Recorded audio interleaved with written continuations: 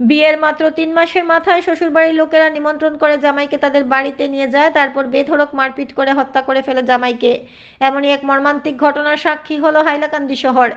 নিজের স্ত্রীকে শ্বশুরবাড়িতে পাঠিয়ে দিয়েছিল কয়েকদিনের জন্য ওই যুবক। তারপর নিজের স্ত্রীকে যখন আনতে শ্বশুরবাড়িতে যায়, শ্বশুরবাড়ির লোকেরা ওই যুবককে হাতে পায়ে বেঁধে এমন পৈশাচিক প্রহার চালায় যে বাধা অবস্থায় যুবক আধমরা হয়ে যায়। খবর দেওয়া হয় যুবকের বাড়ির লোকদেরকে। বাড়ির লোকেরা উদ্ধার করে যুবককে হাসপাতালে নিয়ে যাওয়ার পথে রাস্তাতেই মৃত্যু হয় 23 বছরের যুবকের।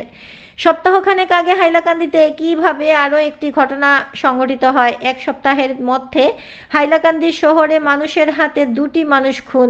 নিজের 23 বছরের তরুণ ছেলেকে হারিয়ে আত্মহারা অবস্থায় আছেন ছেলের বাবা। শিলচর থেকে দীপজয় চক্রবর্তীর রিপোর্ট।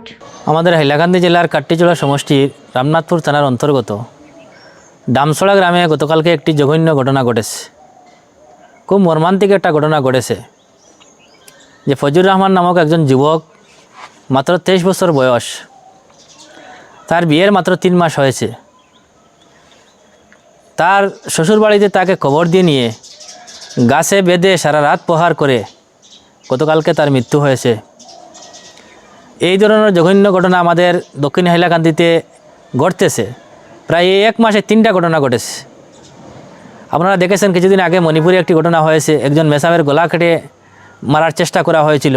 আর গতকালকে তাকে গাছে বেঁধে নিজের শ্বশুরবাড়িতে ব্যাপক হারে প্রহার করে তাকে মৃত্যুতে ঠেলে দেওয়া হয়েছে। তাই আমি হাইলাকান্দি জেলা প্রশাসনের কাছে আমি আহ্বান করছি, হাইলাকান্দি পুলিশ সুপার মহোদয়ের কাছে আহ্বান করেছি যে আমাদের দক্ষিণ হাইলাকান্দি বর্তমানে অপরাধ বেড়ে গিয়েছে। এ ব্যাপারে কঠোর থেকে কঠোরতম ব্যবস্থা নেওয়ার জন্য আমি দৃষ্টি আকর্ষণ করেছি।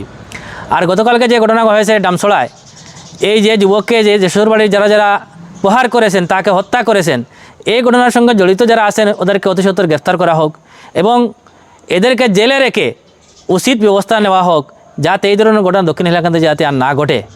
কারণ এই ধরনের ঘটনা যদি বারবার ঘটে থাকে তাহলে অপরাধ আরও বেড়ে থাকবে। দক্ষিণ হাইলাকান্দিতে এই 2-3 দিন বা 1 মাসের ভিতরে কয়েকটি ঘটনা ঘটে গেছে। তাই ডামছড়াতে গতকালকে নিজের শ্বশুরবাড়িতে নিয়ে যেভাবে তাকে হত্যা করেছেন, এই ঘটনার সঙ্গে জড়িত, এই হত্যার সঙ্গে জড়িত যারা জড়িত আছেন তাদেরকে অতি সত্বর গ্রেফতার করে এদেরকে জেলে রেখে এদের বিচার করা হোক, যাতে ফাঁসির সাজা দেওয়া হয়। এটাই আমরা দাবি রাখছি।